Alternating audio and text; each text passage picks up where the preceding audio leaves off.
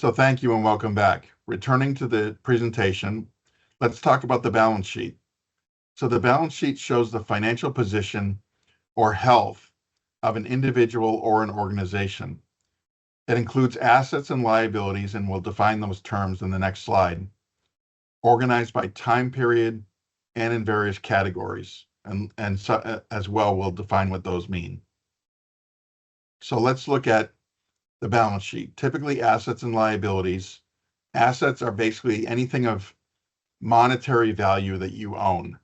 So that can include things like, obviously, cash balance in a checking account. It would include things like inventory, supplies, equipment, anything basically that is cash or a cash equivalent or can be converted to cash by selling it. That would be an asset. A liability is basically a financial obligation. So that includes things like accounts payable, money that you owe to vendors or suppliers. It would include loans that you owe, any kind of mortgages or equipment loans that you might have. It includes things like incurred expenses, like if you have payroll and you've had workers work for you, but they haven't yet been paid. That's a liability because you need to pay them for the work they've done. And then typically these are divided into time periods. And common terms used for the time periods for assets and liabilities are current, intermediate, and fixed or long-term. So current assets and current liabilities are those that are likely to be converted to cash or paid within 1 year. And this is important to measure your liquidity. So examples of current assets include things like accounts receivable, money that your customers owe you that you expect to collect, hopefully within a year, hopefully within less than that. Inventory that you intend to sell, operating lines of credit could be a current asset. Credit cards would also be credit cards would be a current liability rather, because you owe that money and you need to pay it back within a year. So intermediate assets and liabilities are those that are likely to be converted to cash or paid off sometime in the mid to distant future. So we're talking like a 3 to 10 year time horizon. These include things like equipment and machinery, which would be intermediate assets because you don't intend usually to turn them over or sell them within a year. They typically have a lifespan that exceeds a year. And they're also not material to they're not something that you're selling in your daily course of business. They would be like a capital purchase or a capital sale. Car loans and equipment loans and things like that would be intermediate liabilities because those would have terms of that 3 to 10 year time horizon. Fixed or long-term assets and liabilities are those that are likely to be converted to cash or paid off on a very long time horizon, such as more than 10 years. These include things like real estate, mortgages, buildings, things that are not going to turn over for quite some time. So real estate would be a long-term or a fixed asset. One of the reasons for that is because real estate, lasts typically forever theoretically, and selling it would mean a material impact to your business. So you're not going to transact real estate very often. A mortgage, likewise, would be something that is typically for 15 or 20 or 30 years. So those are long-term liabilities. Now let's look at some examples. So how to construct how to construct a balance sheet. Well, you start with your assets. As I mentioned, these are things of monetary value that the business owns. So they include cash, bank balances, inventory, money that customers owe you, which we refer to as accounts receivable. And then real estate would be a long-term asset, and machinery are a few examples of assets. So next would be liabilities. So these are what you or the business owes. So any kind of loans, money that you owe to vendors or suppliers, which we refer to as accounts payable. Accrued expenses are like that payroll that you haven't paid the check yet. Money that you owe to workers for hours worked. Mortgages, any kind of financial obligation that the business has. So your assets minus your liabilities equals your net worth. That's the fundamental equation that makes up the balance sheet. So let's look at an example of what one looks like. So here is a very simplified balance sheet. Note that it's a sample farm balance sheet on December 31st. The balance sheet is always as of a specific date because theoretically a balance sheet could change every day as you conduct business. Your checking account would go up or down as you receive or spend money. Your credit card balance may change. You may buy or sell equipment, and your net worth could change. So it's always as of a specific date, and it's usually at the end of a financial period, like a quarter or a month, or in this case, a year. So December 31st of the given year, we have $10,000 in a checking account. We have supplies of $6,000, equipment of $15,000, and a truck that's worth $10,000. And again, we're not talking about the net value of this equipment or this truck. We're talking about just what the cash value of that equipment is. We don't worry about whether we have a loan against it for this column. So the total assets in this case add up to $41,000. Then if we look at the other side of the other column, we can see that we have some liabilities. We have a credit card balance of $4,000, and we have a loan of $20,000. So that gives us liabilities of $24,000. So total assets of $41,000 minus liabilities of $24,000 equals net worth of $17,000. And you'll notice that we have on the bottom of the second column, total liabilities and net worth. So the liabilities and net worth, if we add them back together, we get to $41,000. So both columns match or balance, and that's why they call it a balance sheet. If you're producing a balance sheet for your own business and the columns don't match up, you know you made a math error somewhere. So that's a good error check for you.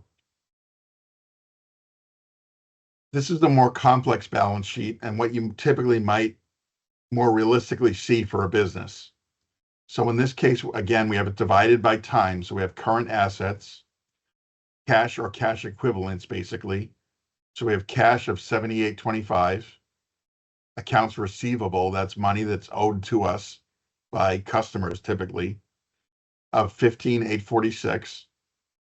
We have inventory of $8,540, supplies of $5,000 that we haven't used yet, prepaid expenses of $3,000. What that term means is basically that I've paid for something that I haven't used yet.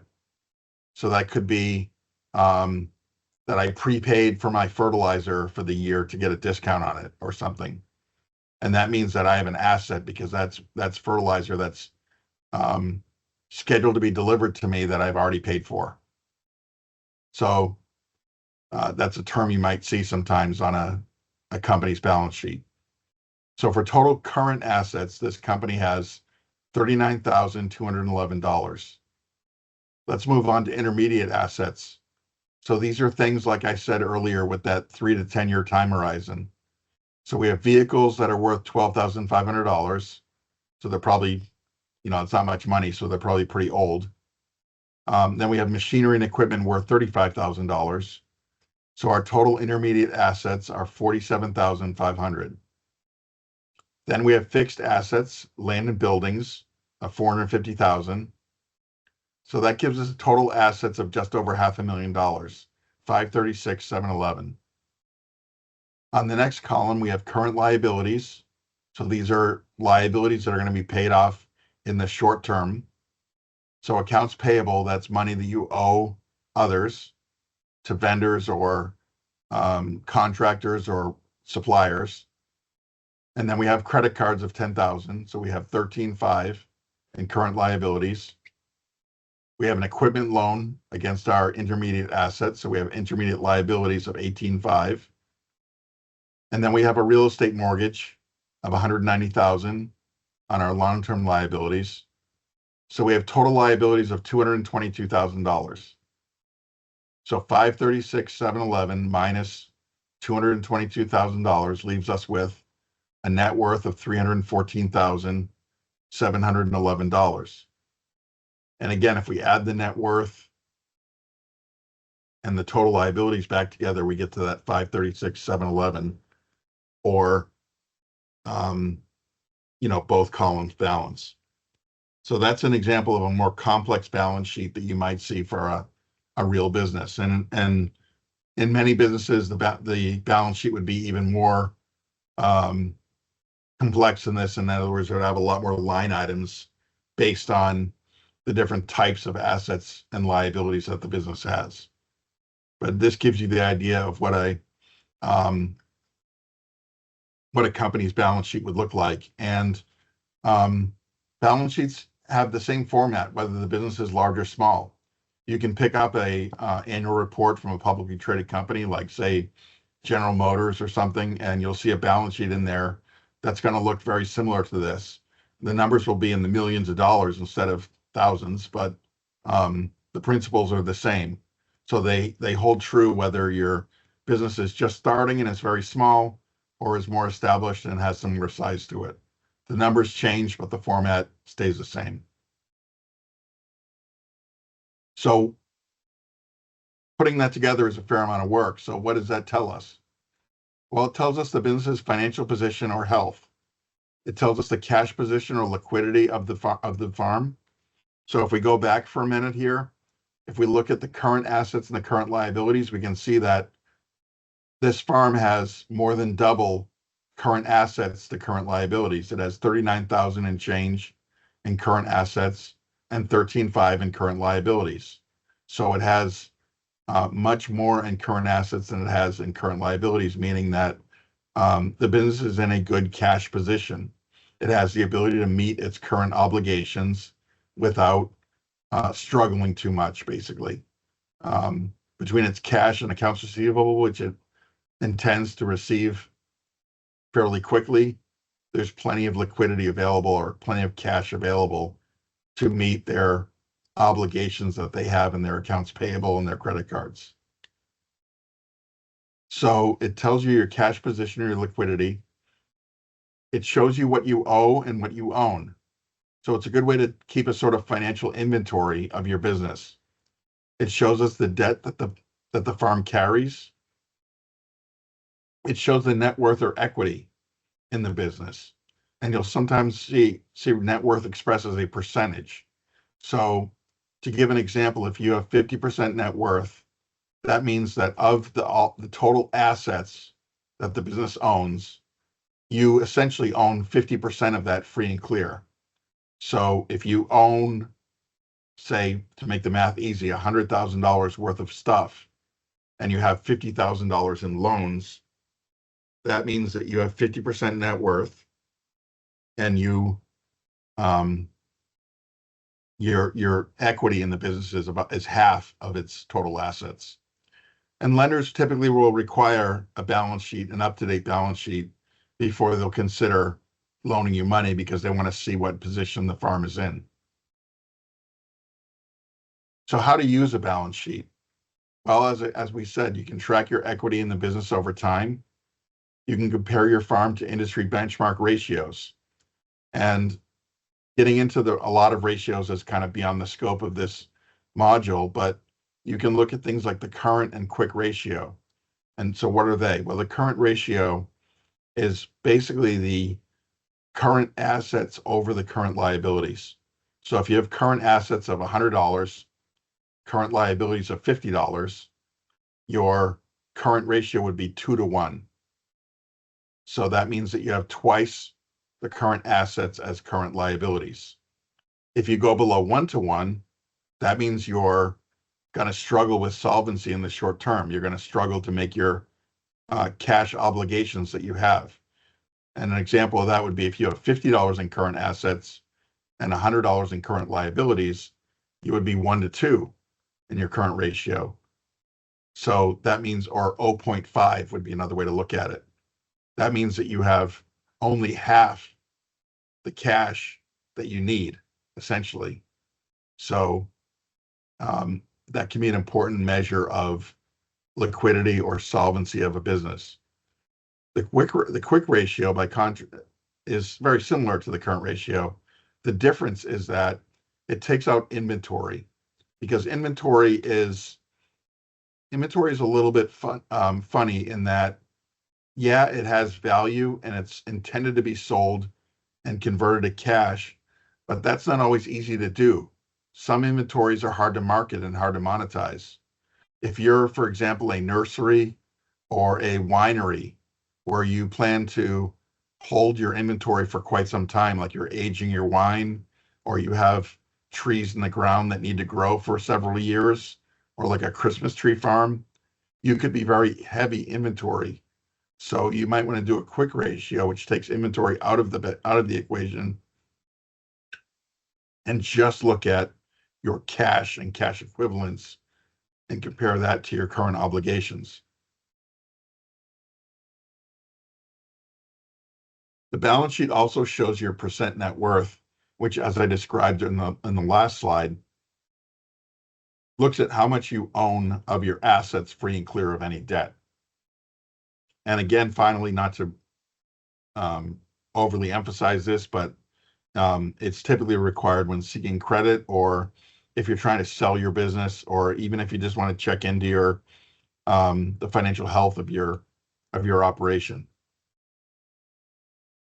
So let's move on to the income statement in the next section.